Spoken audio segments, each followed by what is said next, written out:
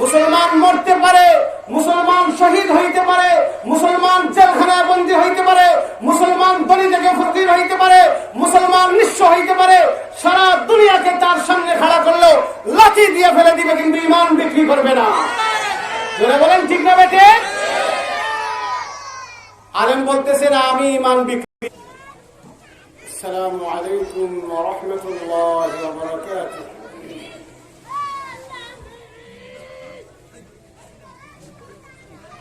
الحمد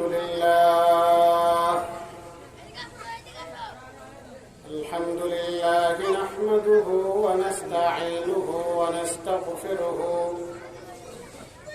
ونعوذ بالله من شرور أنفسنا ومن سيئات أعمالنا من يهده الله فلا مضل له ومن يضلله فلا هادي له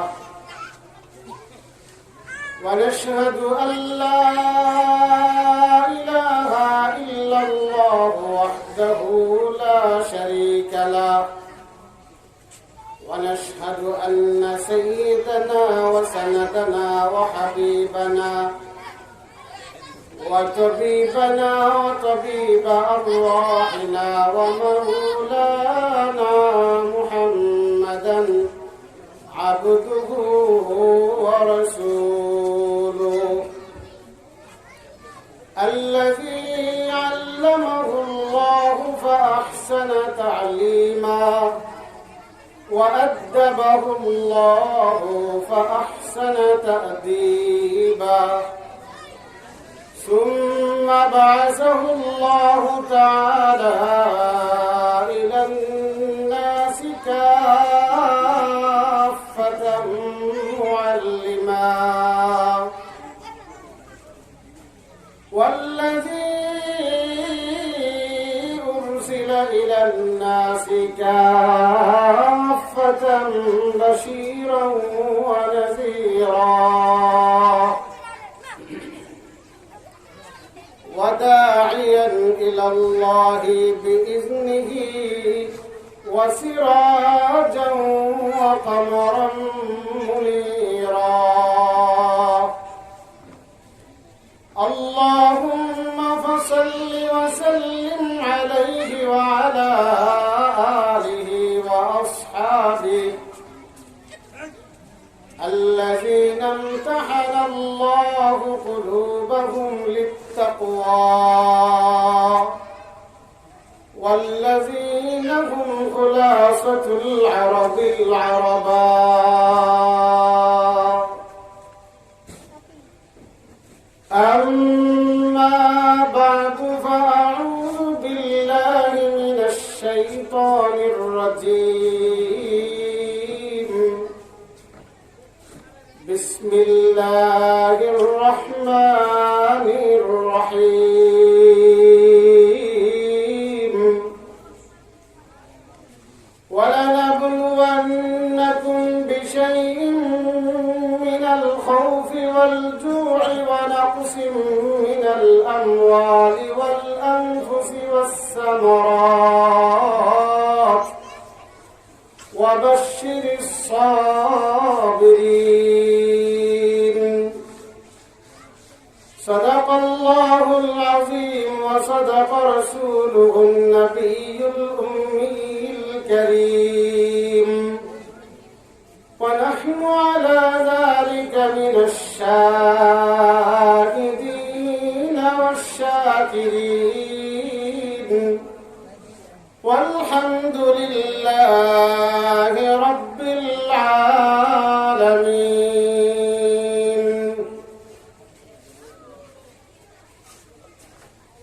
ঐতিহ্যবাহী হযরত আয়েশা সিদ্দিকা রাদিয়াল্লাহু তাআলা আনহা মহিলা মাদ্রাসার উদ্যোগে আয়োজিত আজকের এই বাৎসরিক মুবারক মাহফিল ও হালকায়ে জিকির এর মধ্যে আমরা ইতিমধ্যে যারা উপস্থিত হয়েছি এবং যে সমস্ত মা ও বোনেরা যতদূর পর্যন্ত মাইকের আওয়াজ যাচ্ছে পর্দার ভিতরে থেকে নীরবে নিবৃত্তে দ্বীনের আলোচনা শুনতেছেন, আমরা সকলেই মহান আল্লাহ রব্বুল আলামিনের শুকরিয়া আদায় স্বরূপ দিল খুলে অন্তরের অন্তঃস্থল থেকে জুড়ে শুরু পড়ি আলহামদুলিল্লাহ।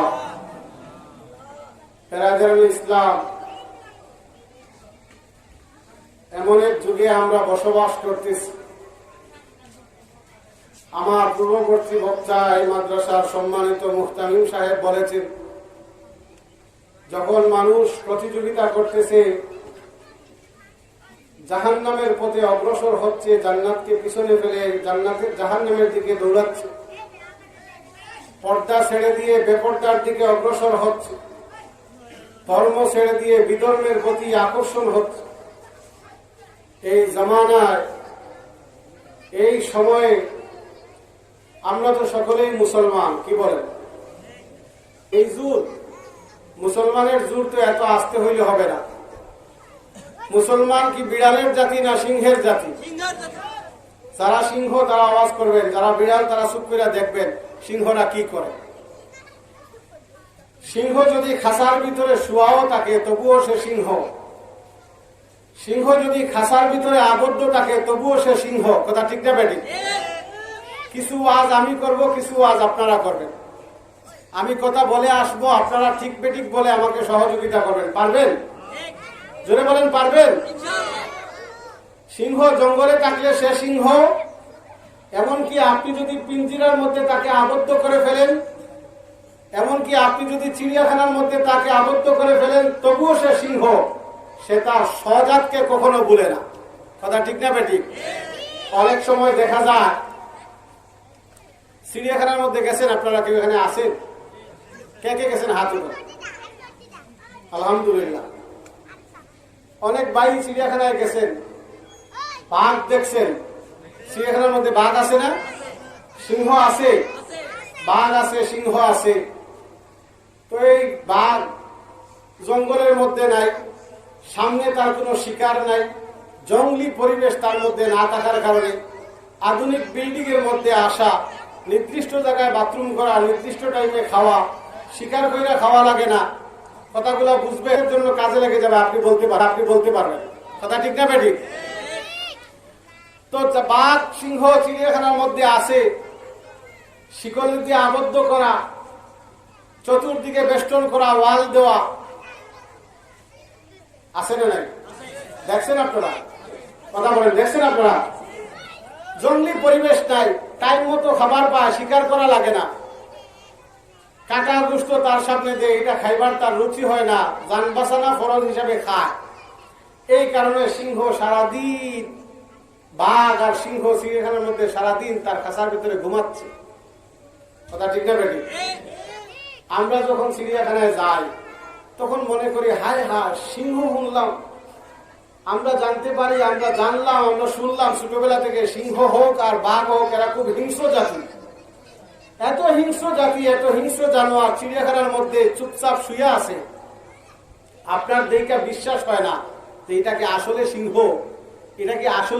এটা কি আসলে বাঘ, বিশ্বাস হয় না। এই কারণে মাঝে মাঝে দেখা যায় চিড়িয়াখানা থেকে অনেক দূরে একটা ওয়াল আছে, মানুষের দূর থেকে সিংহ দেখে, কিন্তু কিছু কিছু অতি উৎসাহী মানুষ সেই ওয়াল টপকাইয়া সামনে যায় কি যায় না। তারপরে বাঘে কিছু কয় না, সিংহ কিছু কয় না, ঘুমাইয়া আছে। সে এত কাছে গিয়েও বিশ্বাস হচ্ছে না, এত হিংস্র জাতি, চুপ করে ঘুমাই দেবে।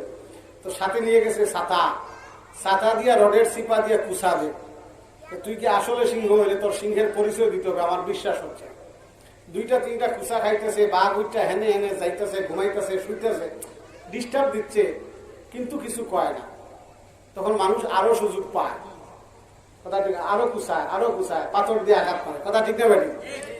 সহ্য করতে না পেরে এই খাঁচার মধ্যে আবদ্ধ সিংহ একসময় যখন সাথে সাথে লঙ্গি টঙ্গি, পায়জামা টায়জামা, ছাতা মাতা, জুতা মুতা ধুইয়া পলানো শুরু। কথা ঠিক না বেটি? সিংহ যদি 12 বছর, 20 বছর, 100 বছর তার খাঁচার মধ্যে আবদ্ধ থাকে তবুও তার পরিচয় সিংহ।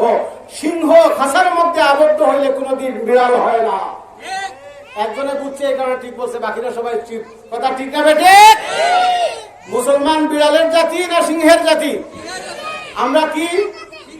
আমরা মুসলমান। আমাদের পরিচয় কি? আমরা সিংহের জাতি। আমাদের হুঙ্কার শুনলে নাস্তিকেরা, ইহুদিরা, খ্রিস্টানেরা, মুনাফিকেরা পলাইবার পথ পাবে না, লুঙ্গি খুলে পলাইতে হবে। কথা ঠিক না বেটি? বেরাদার ইসলাম, সিংহ সবসময় ঘুমায় থাকলে হবে না, মাঝে মাঝে হুঙ্কার দিতে হবে। এই মাহফিলে আমরা আসতে পেরে খুশি না বেজার? সিংহের মতো আওয়াজ হবে, খুশি না বেজার? মনে মনে বলবেন, হুজুর আপনি নতুন বক্তা, মানুষ কম, ভালো লাগতেছে না, আরো বেশি মানুষ হইলে ভালো লাগবে। আল্লাহ রসুল সাল্লাল্লাহু আলাইহি ওয়াসাল্লাম একটা হাদিস শোনায়, তাইলে আপনারা বুঝতে পারবেন আপনারা ভালো করলেন না খারাপ করলেন, আপনারা খুশি হবেন না বেজার হবেন। আল্লাহর হাবিব সাল্লাল্লাহু আলাইহি ওয়াসাল্লাম ফরমান, লাগাদুয়াতুন ফি সাবিলিল্লাহি আও রাহাতুন ফীহি খায়রুম মিনাদ দুনিয়া ওয়া মা ফীহা। কোন ব্যক্তি একটা সকাল অথবা একটি সন্ধ্যা যদি আল্লাহর সন্তুষ্টির জন্য ইবাদতের অবস্থায় কাটায়, এই দুনিয়ার মধ্যে আসমানের নিচে জমিনের উপরে যত কিছু আছে, আমি আল্লাহর কাছে ধন সম্পদ গরিব ঘর বাড়ি কোনো কিছু পছন্দের নয়, আমার বান্দার ওই সময়টুকু আমার কাছে সবচেয়ে মূল্যবান। আমরা কি এখন পেশার পরে বসছি না সন্ধ্যার পরে? আমরা ভাগ্যবান না হতভাগা? এখন খুশি হবেন না বেজার হবেন? এবার যদি খুশি হয়ে থাকেন, রসুলের হাদিস শুনে আপনি যদি নিজেকে সৌভাগ্যবান মনে করেন, আপনি যদি সারপ্রাইজ হয়ে থাকেন, আপনি যদি আন্তরিকভাবে খুশি হন, আপনি যদি মুসলমান হয়ে থাকেন, আপনি যদি দাবি করেন আপনি সিংহের জাতি, সিংহের মতো গর্জন দিয়ে বলেন আলহামদুলিল্লাহ। বেরাদার ইসলাম, এমন এক যুগ চলতেছে যেই যুগে মানুষ দুধওয়ালা বাড়িতে বাড়িতে গিয়া ডেকে ডেকে দুধের কাস্টমার পায় না। কথা ঠিক না বেটি? কিন্তু মদওয়ালা দরজা বন্ধ করে কাস্টমার সরাইবার পারে না। কথা ঠিক না বেটি? আপনি বলেন দুধ ভালো না মদ ভালো? জোরে বলেন, দুধ ভালো না মদ ভালো? দুধের কাস্টমার বেশি না মদের কাস্টমার বেশি? জোরে বলেন, মদের কাস্টমার বেশি। দুধওয়ালা বাড়িতে বাড়িতে গিয়ে দুধ দুধ চিল্লাইতেছে, ঘুম থেকে উঠে দুধটা নেওয়ার সময় নাই। মদওয়ালা দরজা বন্ধ করে রাখছে পুলিশের ডরে, শাটারের নিচ দিয়ে টাকা দিয়ে বোতল নিয়ে যাইতেছে, কাস্টমারের অভাব নাই। কথা ঠিক না বেটি? এই যুগে ইমানের উপরে অটল থাকা, অবিচল থাকা অনেক কঠিন। আল্লাহর হাবিব সাল্লাল্লাহু আলাইহি ওয়াসাল্লাম বলেছেন, তুবা লিমান গুরাবা, তুবা লিল গুরাবা। এমন এক যুগ আসবে, সারা পৃথিবী থেকে ইসলাম মদিনার দিকে এমন ভাবে ফিরে আসবে, সাপ যেইভাবে সারাদিন চক্কর দিয়া তার গর্তের মধ্যে ফিরে আসে, ইসলাম তো সারা বিশ্বের মধ্যে আছে। সত্যিকারের মুসলমান, সত্যিকারের ইসলামওয়ালা আজকে খুঁজে পাওয়া অনেক কঠিন। কথা ঠিক না বেঠিক? এই কারণে আল্লাহ রাসূল বলেছেন, কিয়ামতের আগে এক সময় এমন হবে যে ইসলাম সারা দুনিয়া থেকে সফর করে আস্তে আস্তে মদিনার দিকে চলে আসবে। সেই সময় অল্প কিছু মানুষ পাওয়া যাবে যারা খাঁটি ইসলামের উপরে অটল থাকবে, অবিচল থাকবে। আল্লাহ রাসূল বলেন, তুবা লিল গুরাবা, সেই অল্প কিছু সংখ্যক খাঁটি মুসলমানের জন্য আমি সুসংবাদ দিয়ে গেলাম। আজকে এই মাহফিল এখানে, আজকে যদি এখানে আমাদের পাশের থানার এমপি মমতাজ বেগমকে দাওয়াত দেওয়া হইতো, আসরের পর থেকে মানুষ লাইন ধরতো। কথা ঠিক না বেঠিক? জোরে বলেন। বাপ ছেলেরে লুকাইয়া আসতো, ছেলে বাপকে লুকাইয়া আসতো। ছেলে ভাববে আব্বা যদি ওখানে যা, আমি যদি গানে যাই আব্বা যদি শুনে পিঠাবে। কথা ঠিক না বেঠিক? আর বাপ মনে মনে ভাবে দাড়ি দুড়ি রাইখা দিছি, বুড়া বয়সেও গান শুনতে যাইতে মন চায়, যদি যাই ছেলে দিকে ফেলা, তারপরেও লুকাইয়া লুকাইয়া আসে। আসে কি আসে না? সমাবেশ অল্প সময়ে ভরে যায়, অল্প সময়ের মধ্যে সমাবেশ ভরপুর হয়ে যায়। দুধের কাস্টমার নাই, মদের কাস্টমার আছে। কথা ঠিক না বেঠিক? আমার পরবর্তী বক্তা সাহেব হাজির, উনি আমার বড় ভাই। এই রাস্তায়, এই মাঠে অনেক পুরাতন অভিজ্ঞ মানুষ, ওনাদের সামনে আমরা দু চারটা কথা বলা হবে বেয়াদবি মনে করি। তারপরে অনুমতি নিয়ে বলতেছি অল্প কিছু সময় আপনাদের সামনে নিব। আসেননি আপনারা আমার সাথে? কে কে আসেন জোরে বলেন, আসেন। বেরাদার ইসলাম, আজ রাসূল চলে যাওয়ার 1400 বছর হয়ে গেছে। 1400 বছর অতিক্রম হওয়ার পরে এমন এক যুগে বসবাস করতেছি। আল্লাহর হাবিব সাল্লাল্লাহু আলাইহি ওয়াসাল্লাম বলেছেন, কিয়ামতের আগে এমন যুগ আসবে, মানুষ বাড়ি থেকে বের হবে মুমিন অবস্থা, সন্ধ্যার সময় সে বাড়িতে ফিরবে আর মুমিন থাকবে না, কাফির হয়ে গেছে। সন্ধ্যার সময় বাড়ি থেকে বের হবে মুমিন অবস্থা, ফজরের আগে আগে বাড়িতে ফিরবে, সে আর মুমিন থাকবে না। তার আশপাশ বন্ধু বান্ধব পরিবেশের কারণে সে ঈমান ছেড়ে কাফির হয়ে বাড়িতে ফিরবে। আপনারা এখন চিন্তা করে দেখেন, এই যুগে আপনাকে ঈমানের পথ হারা করার জন্য আপনাকে নামাজের দিকে ডাকার লোক বেশি, নাকি আপনাকে গুনার পথে ডাকার লোক বেশি? গুনার পথে ডাকার লোক বেশি। এই মাহফিল, আজকের এই যে আয়োজন, এর মধ্যে মাহফিলটা মূল নাকি মজার দোকান মূল? জোরে বলেন। আজকের আয়োজনের মাহফিলটা মূল বিষয়, মজার দোকান মূল বিষয় নয়। এখন আপনারা বুকে হাত দিয়ে বলেন, মাহফিলের লোক বেশি হয়েছে না মজার দোকানে বেশি আছে? মজার দোকানে বেশি। সওয়াবের পথে, আমলের পথে ডাকার লোক কম, গুনার পথে ডাকার লোক বেশি। এই অবস্থায় আমাদের করণীয় কি?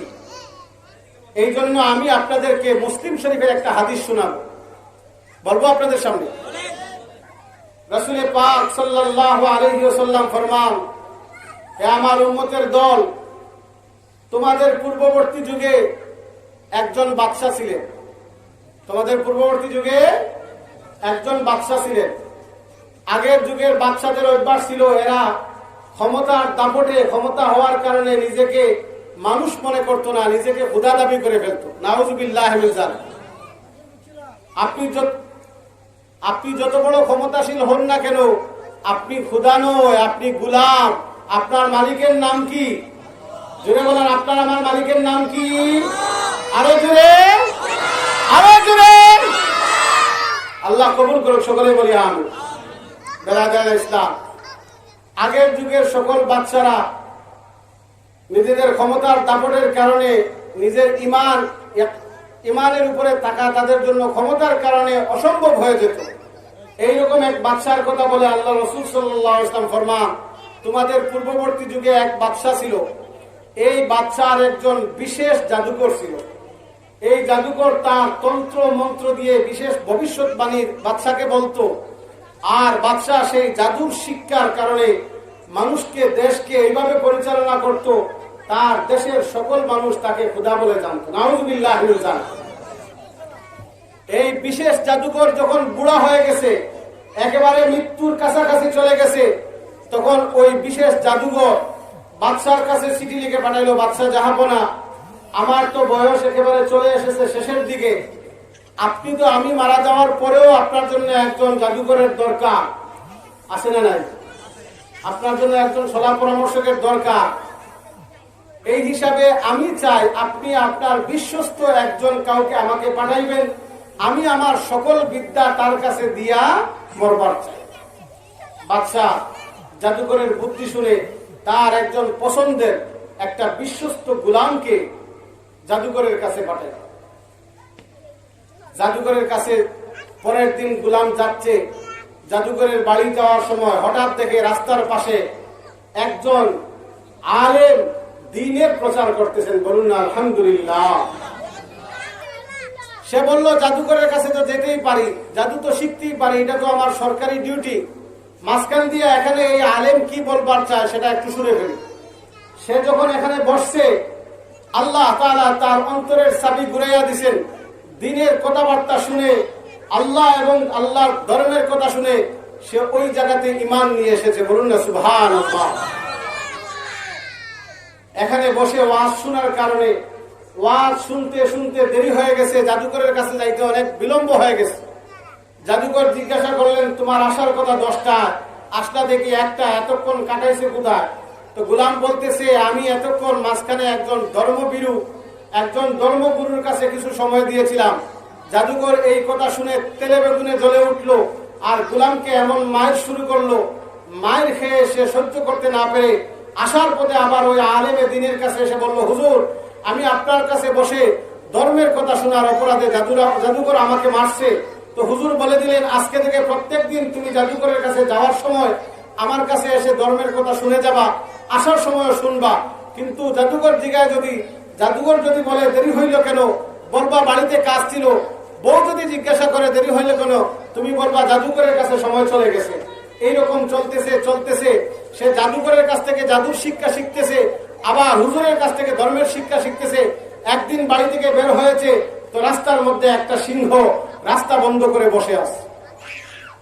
সমস্ত মানুষ গ্রাম থেকে মেইন রাস্তা দিয়ে বের হয়েছে, বের হয়ে এসে দেখে রাস্তার মধ্যখানে সিংহ বসা। কোন মায়ের পুত আছে সিংহকে অতিক্রম করে কাজে যাওয়ার? জোরে বলেন। সবাই থেমে গেছে। এই ছেলেটাও এই রাস্তা দিয়ে আসছে, আইসা থেকে রাস্তা বন্ধ, সিংহ রাস্তা বন্ধ করে ফেলেছে। তো সিংহকে দেখে সব মানুষ এই জায়গায় দাঁড়ানো অবস্থায় দেখে ছেলেটা চিন্তা করলো, আমি তো একসাথে দুই হুজুরের কাছ থেকে দুই ধরনের শিক্ষা অর্জন করি। একজন বলে সমস্ত সৃষ্টিকর্তার মালিকের নাম, আর জাদুকর শিখায়, জাদুকর আমাকে শিক্ষা দিচ্ছে এই পৃথিবীর মালিকের নাম বাদশাহ। আজকে বাদশাহ কি আসল খোদা না আল্লাহ আসল খোদা? আলেমের শিক্ষা আসল নাকি জাদুকরের শিক্ষা আসল? এই দুটোটা পরীক্ষা করার দরকার। জোরে বলুন না সুবহানাল্লাহ। সে তাই একটা পাথর হাতে নিয়েছে, ছোট্ট একটা পাথর হাতে নিয়ে বলে, আল্লাহ, সত্যিকার অর্থে যদি এই ধর্মগুরুর শিক্ষা সত্যি হয়ে থাকে, তার শিক্ষা অনুযায়ী তুমি যদি সত্যিকারের আল্লাহ হয়ে থাকো, আমি জানি এই ছোট পাথরের সিংহের কিছুই হবে না, তারপরে তোমার নাম নিয়ে মারবো, এই সিংহকে এই পাথরের আঘাতে ধ্বংস করে দাও। এই কথা বলে সিংহের উপরে মারছে, সাথে সাথে সিংহ মারা গেছে। জোরে বলুন না সুবহানাল্লাহ। এই বছর মাহফিলের জন্য সুবহানাল্লাহ কয়টা কিনে রাখছেন আপনারা? বাজেট কয়টা? যে এই বছর যতগুলা মাহফিল শুনবো 8টা 10টা সুবহানাল্লাহ কিনছি, 10 মাহফিলে 10টা বলবো, এরকম আছেন? হাও বলে না, নাও বলেন। আমি কি ছেড়ে দিব? আমি রেখে দিব? বলবো? তাহলে কথা বলেন, সুবহানাল্লাহ কয়টা কিনে রাখছেন? আমি আপনাদের কাছ থেকে একটা সুবহানাল্লাহ কিনি। আল্লাহর হাবিব সাল্লাল্লাহু আলাইহি ওয়াসাল্লাম ফরমান, কোন ব্যক্তি যদি তার মালিককে খুশি করার জন্য একবার সুবহানাল্লাহ পড়ে মাটি থেকে নিয়ে আসমান পর্যন্ত এই 500 বছরের ফাঁকা রাস্তাটা আল্লাহ পুরাটা সওয়াব দিয়ে ভরপুর করে। এখন সুবহানাল্লাহ বাইরে, সুবহানাল্লাহ চলবে না বন্ধ থাকবে? জোরে বলেন। সিংহ তো মারা গেছে। এইবার এই ছেলেটা উস্তাদের কাছে এসে বলতেছে, হুজুর, কাম হয়ে গেছে, আপনার শিক্ষা দিয়া সিংহের উপরে মারছি, লম্বা ঘটনা, সিংহ তো মারা গেছে। হুজুর বলতেছে, বাবারে, তুমি আমার কাছে ছাত্র হইছো, কিন্তু আল্লাহ তোমার সত্যিকার অর্থের দিল নিয়ে শিকার কারণে, আন্তরিকতার কারণে তোমাকে আমার চেয়ে বড় আল্লাহর ওলি বানায় ফেলেছে। এই ঘটনা সারা দেশে প্রচার হয়ে গেছে।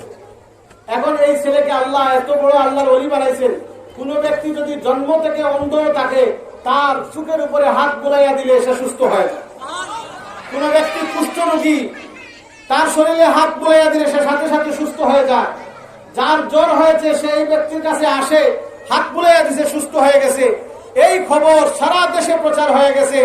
তো বাচ্চার একটা সহচর ছিল জন্মের অন্ধ, যেটাকে আমরা জন্মান্ধ বলি।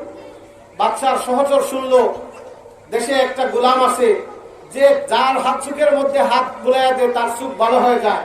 সে বাচ্চার সহচর, মন্ত্রী মানুষ, অনেক টাকা পয়সার মালিক, অনেক হাই হাদিয়া নিয়ে গোলামের কাছে আসছে। তো গোলামের কাছে এসে বলতেছে, এই সব হাদিয়া আপনার, বিনিময়ে আপনি আমার চোখটা ভালো করে দেন। আচ্ছা, এবার বলুন, চোখ কি কোনো মানুষ ভালো করে দেয় নাকি আমার আল্লাহ? কে ভালো করে দেন? আমাকে মারার শক্তি কার হাতে? আমাকে জীবন দেওয়ার শক্তি কার হাতে? আমাকে গরিব বানাইবার শক্তি কার হাতে? আমাকে গরিব বানাইবার শক্তি কার হাতে? আমাকে ক্ষমতায় বসানোর শক্তি কার হাতে? ক্ষমতা থেকে টেনে নামানোর শক্তি কার হাতে? বেরাদরে ইসলাম। ওই গোলাম বলল, মন্ত্রী মহোদয়, আমি তো সুস্থ করার শক্তি রাখি না, সব সুস্থ করে দেন কে? জোরে বলেন না, আরো জোরে, আরো জোরে, দুই হাত উঠে বলেন, আরো জোরে। আল্লাহ কবুল করুক, সকলে বলে আমিন। আপনি যদি ঈমান আনেন, আমি আমার আল্লাহর কাছে দোয়া করব, আল্লাহ, এই মানুষটা এতদিন আপনাকে চিনবার পারে নাই, আজ আমার মাধ্যমে আপনাকে চিনতে এসেছে, আপনি তাকে ঈমানের হেদায়েত দান করেন আর তাকে সুস্থতা দান করেন। এই সহচর সাথে সাথে এক আল্লাহর উপরে ঈমান আনছে, সে হাত বুলাইয়া দিছে, সুস্থ হয়ে গেছে। যেই ব্যক্তি জুহরের আগ পর্যন্ত অন্ধ ছিল, জুহরের পরে বাদশার সাথে দেখা করতে গেছে, সব দেখতে পায়। তো বাদশা বললেন, তুমি না অন্ধ ছিলা, জন্ম থেকে অন্ধ, এখন থেকে সবই দেখবার পাও, কেমনে হইল? কয় আমাকে সুস্থ করে দিয়েছেন আল্লাহ। জুড়ে বলেন না সুবহানাল্লাহ। কে? বাদশা তেলে বেগুনে ঝুলে উঠছে, আমি থাকতে তোমার আবার আল্লাহ কেডা? আমি তো গড, নাউযুবিল্লাহ। তোর আল্লাহ কেডা? এই আল্লাহ আবার কই থেকে পাইলি? তো সে বলতেছে রব্বি ওয়া রব্বুকাল্লাহ, আমার খোদা তিনি, আমার আল্লাহ তিনি, যিনি আপনারও মালিক আমারও মালিক। বাদশা তো কয় হায় হা, এলাকায় নতুন ভাইরাস দেখা দিস। তুই এই খোদার পরিচয় কোথা থেকে পাইলি? যার কাছ থেকে খোদার পরিচয় পাইছিস তার নাম বল, নতুবা তোকে রাখা হবে না। সহচরকে পিটানো শুরু করছে, মায়ের খাইতে খাইতে সহ্য করতে না পেরে গোলামের কথা বলে দিয়েছে। বাদশা গোলামকে ডাকাইয়া আনছে, গোলামকে বলল আমি তোকে জাদু শিখাইতে পাঠাইলাম। ওই জাদুকর তো এক আল্লাহকে আল্লাহ মানতো না, আমাকে আল্লাহ মানতো। জাদু শিখতে গিয়ে তুই আল্লাহকে পাইলি কেমনে? গোলামরে পিটানো শুরু করছে। গোলাম মায়ের খাইতে খাইতে ওই ধর্মগুরু আলেমের কথা বলে দিয়েছে। আলেমকে ডাকা হইল, তো আলেমকে বলতেছে তুমি যার কাছ থেকে শিখো না কেন, এই মুহূর্ত থেকে আল্লাহকে ছেড়ে দাও আর আমাকে খোদা মানো, নতুবা এখনই তোমাকে হত্যা করা হবে। কি বলেন? যে ব্যক্তি একবার তার খোদাকে চিনে ফেলেছে, যে ব্যক্তি একবার তার মালিকে হাকিকে চিনে ফেলেছে, যে ব্যক্তি একবার তার রবকে চিনে ফেলেছে, তার জীবনের দাম বেশি না ইমানের দাম বেশি? মুসলমান মরতে পারে, মুসলমান শহীদ হইতে পারে, মুসলমান জেলখানায় বন্দী হইতে পারে, মুসলমান ধনী থেকে ফকির হইতে পারে, মুসলমান নিঃস্ব হইতে পারে, সারা দুনিয়াকে তার সামনে খাড়া করলেও লাঠি দিয়ে ফেলে দিবে, কিন্তু ইমান বিক্রি করবে না। বলেন ঠিক না বেটে? আলেম বলতেছে না আমি ইমান বিক্রি করব না, তোমার যা ইচ্ছা করো। তো করাত এনে মাথার সিথির মধ্যে রেখে দুই পাশের দুই সৈন্যকে বলছে টান শুরু করো। তো মাথার মধ্যে করাত রেখে দুই টুকরা করে দিতেছে। এবার সহচরকে বলতেছে তবে হুজুরকে তো মাইরা ফেলাইলাম, হুজুরকে আজ হইনা ঠিক বলো, তোমার কামও শেষ করে ফেলাইবো। এখনই বলো যে হেগর দল ছেড়ে আমগো দলে আসছে, আছে না নাই? জোরে বলেন। হুজুরদের সাথে খাতির রাখো, রাখা যাবে না। হুজুরকে শেষ করে দিয়েছি, এখন তোমার পালা। এই মুহূর্তে ওই খুদা বাদ দিয়ে আমাকে খুদা মানো, নতুবা তোমার পালা। এই ব্যক্তিও তো ইমান পায়া রয়েছে। তো সহচর বাদশার সাথে ডাকে, বাদশার মন্ত্রী সমস্ত সরকারি সুযোগ সুবিধা বুক করে বলতেছে আপনার সুযোগ সুবিধাকে আমি বৃত্তান্তরি প্রদর্শন করলাম, আমি মরতে রাজি, ইমান বিক্রি করতে রাজি নয়। বাদশা একেও জবাই করে দিচ্ছে। এবার গোলামকে বলতেছে তোরে জবাই করুন না, তোরে জবাই করলে আরো বহু মানুষ তোরে নায়ক মনে করে তোরা অনুসরণ শুরু করে দিবে, তোরে মারবো, তোর শিক্ষা দিয়ে মারবো। এই মুহূর্তে তোর ইসলাম ছেড়ে দিয়ে আমাকে খুদা মান, নতুবা তোরেও শেষ করে দিব। এই বলে কিছু সেনাবাহিনীকে ডেকে এনে বললো একে পাহাড়ে নিয়ে যাও, পাহাড়ে গিয়ে বলবা ইমান ছাড়ছো, যদি ছাড়ে ফিরে নিয়ে আসবা, নতুবা পাহাড় থেকে ধাক্কা দিয়ে ফেলে দিবে। কেউ জানবে না পাহাড়ে মরছে কিনা, তাইলে আর তার অনুসরণ কেউ করবে না। পাহাড়ের উপরে সেনাবাহিনী নিয়ে গেছে, ওখানে গিয়ে বলতেছে আপনি কি আপনার ধর্ম ছাড়ছেন? অসম্ভব। তাহলে তো আপনি মরার জন্য রেডি হন। সমস্যা নাই, আমি শুধু একটা দোয়া করি। তো তিনি পাহাড়ের উপরে দাঁড়িয়ে বলতেছেন আল্লাহ, এই সেনাবাহিনীর বিরুদ্ধে মোকাবেলা করার জন্য আপনি আমার পক্ষ থেকে যথেষ্ট। বলুন না সুবহানাল্লাহ। দোয়া শেষ, সাথে সাথে পাহাড়ের মধ্যে জালজালা শুরু হয়ে গেছে, কম্পন শুরু হয়ে গেছে, সমস্ত বাহিনী পাহাড় থেকে পড়ে পড়ে মারা গেছে। হেঁটে হেঁটে ওই গোলাম বাদশার দরবারে চলে। বাদশা কয়ে তোর বাহিনী কই গেল? সব শেষ, আমি একা বাঁচছি। আরেক বাহিনীর দিয়া বলছে নৌকা উঠে সমুদ্রের মাঝখানে নিয়ে যাও, ওখানে গিয়া বলবা ইমান ছাড়তে, যদি না ছাড়ে সমুদ্রে ছেড়ে দিয়ে আসবা। আরেক বাহিনী তাকে নিয়ে সমুদ্রের মধ্যখানে গেছে, ওখানে গিয়ে বলছে ইমান ছাড়ছেন? কয় অসম্ভব। তাহলে মরার জন্য রেডি হন। অসুবিধা নেই, দুয়াটা পড়ছি আল্লাহ এই বাহিনীর হাত থেকে বাঁচানোর জন্য আপনি আমার জন্য যথেষ্ট। মাল্লাহুল মাওলা ফালাহুল কুল, আল্লাহ যার সাহায্যে আসেন পৃথিবীর কেউ তার এক চুল পরিমাণ ক্ষতি করতে পারে না। ঠিক না লাগে? বেরাদার ইসলাম, সাগরের মধ্যে উত্তাল শুরু হয়েছে, তুফান শুরু হয়েছে, নৌকা পলটে মারছে, সমস্ত বাহিনী মারা গেছে। আল্লাহ এই নৌকার পিঠের উপরে করে ওই ছেলেটাকে তীরের মধ্যে বাসায় দিয়েছে। আবার সে বাচ্চার কাছে আসে, বাচ্চা বলে তুই মরলি না? তারা শেষ, আমি বাইসা গেছি। এবার বাচ্চাকে গোলাম বলতেছে আপনি কি সত্যি আমারে মারবেন? মারা ছাড়া আপনার কোনো সিদ্ধান্ত নাই? না, তোকে মারতেই হবে, নতুবা এই দেশে নতুন এক ধর্মের ভাইরাস দেখা দিছে, এটাকে এখানেই কি করতে হবে? ভ্যাকসিন দিতে হবে। ভ্যাকসিন একটাই, তোর মাথা দিতে হবে। গোলাম বলতেছে, সত্যি যদি মারবার চান আপনার বুদ্ধিতে আমাকে মারতে পারবেন না, আমি বুদ্ধি দেই, আমাকে মারেন। জোরে বলুন না সুবহানাল্লাহ। কি বুদ্ধি? আপনি আপনার সারা দেশের মানুষকে একটা মাঠে ডাকবেন, ওই মাঠে ডাকার পরে আমাকে শুলিতে চড়াইবেন, তারপরে আমার ব্যবহৃত তীরগুলা থেকে একটা তীর নিয়ে বলবেন বিসমিল্লাহি রাব্বিল গুলাম, যে আমি এই গুলামের মাবুদের নামে, আমি এই গুলামের মালিকের নামে তীর মারলাম, সাথে সাথে আমি মারা যাব। যদি বলুন না সুবহানাল্লাহ। ইনডাইরেক্টলি ইসলামের দাওয়াত দিয়ে যাচ্ছে।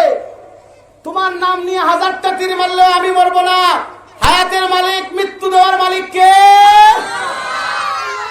এই কারণে আমার রবের নাম নিয়ে মারো, আমি মারা যাব। আমার রবের নাম সমস্ত মানুষকে ডাকা হয়েছে, শুলিতে চড়ানো হয়েছে, তুরির থেকে তীর নিয়ে বলা হয়েছে, সৈন্যবাহিনী বলতেছে বিসমিল্লাহি রাব্বিল গুলাম। সাথে সাথে ওই ছেলেটার কানের কাছে গিয়ে লাগছে, আর ওই ছেলেটা মারা গেছে। জোরে বলুন না সুবহানাল্লাহ। বেরাদার ইসলাম, তরতাজা জাল জালেম সরকারের সামনে দিয়ে ফেলেছে, তবুও ইমানের জন্য মাথা নত করে সিংহের জাত। বেরাদার ইসলাম, এই কথা, এই যে সে পাহাড়ের মধ্যে গেল মরল না, সমুদ্রের মধ্যে গেল মরল না, সবাই মারা যায়, সে বেঁচে যায়, এগুলা যদি দেশে চলে, মানুষ কি এগুলা নিয়ে স্যার হোটেলে আলোচনা করে না? কথা বলে আলোচনা করে না? আপনারা আলোচনা করেন নাই অমুক হুজুর ধরা খাইছেন, কথাটা সত্য না মিথ্যা? আলোচনা করেন নাই? অনেক ধরনের আলোচনা হয়েছে কি হয় নাই? মূর্তির পায়ে কোরআন শরীফ রাখছে, আসলে কি মুসলমান রাখলো না হিন্দু রাখলো? আলোচনা করেন নাই? দেশে একটা ইস্যু আসলে জনগণ কথা বলে কি বলে না? সব জনগণ কথা বলা শুরু করছে, আর দেখলো বাচ্চা কোনো অবস্থায় এর মারতে পারলো না, তার দেওয়া পদ্ধতিতে মেরে ফেললো। তো সমস্ত মানুষ, ওই মাঠে যত লক্ষ মানুষ উপস্থিত ছিল, সবাই একসাথে বলে উঠলো আমান্না বিরাব্বিল গুলাম। যেই গুলামের নামে সেই গুলাম মারা গেছে, আমরা সেই খোদাকে চিনি না, কোনোদিন দেখি নাই, তার কোনো দাওয়াত আমাদের কাছে পৌঁছে নাই, কিন্তু আজকের এই ঘটনায় বুঝতে পারলাম তিনি সবচেয়ে শক্তিশালী, না চিনি ইমান নিয়ে আসলাম। জুড়ে বলুন না সুবহানাল্লাহ।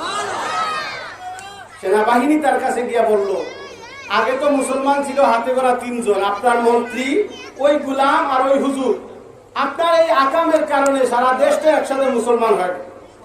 তো বাদশা বলতেছে, সবটি রে মাইরা ফেলাম, একটা ওরকম।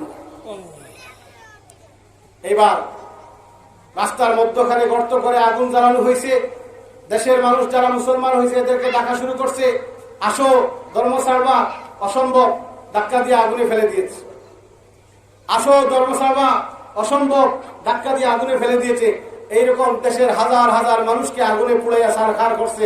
এমন অবস্থায় একজন মহিলার সিরিয়াল আসছে, এই মহিলার কোলে এই বাবাজির মতো এরকম ছোট্ট 1-1.5 মাসের একটা বাচ্চা ছিল। আপনারা বলেন এই বাচ্চাটার বয়স কত হবে? কত ভাই?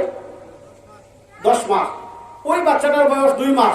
আপনার 10 মাসের বাচ্চা এখনো হয়তো কথা পরিষ্কার বলতে পারে না, হয়তো বাবা বাবা মামা এগুলাই করে। 2 মাসের বাচ্চা তাও বলতে পারে না, শুধু ওয়া ওয়া করে। কথা ঠিক না ঠিক? কথা বলতে পারে।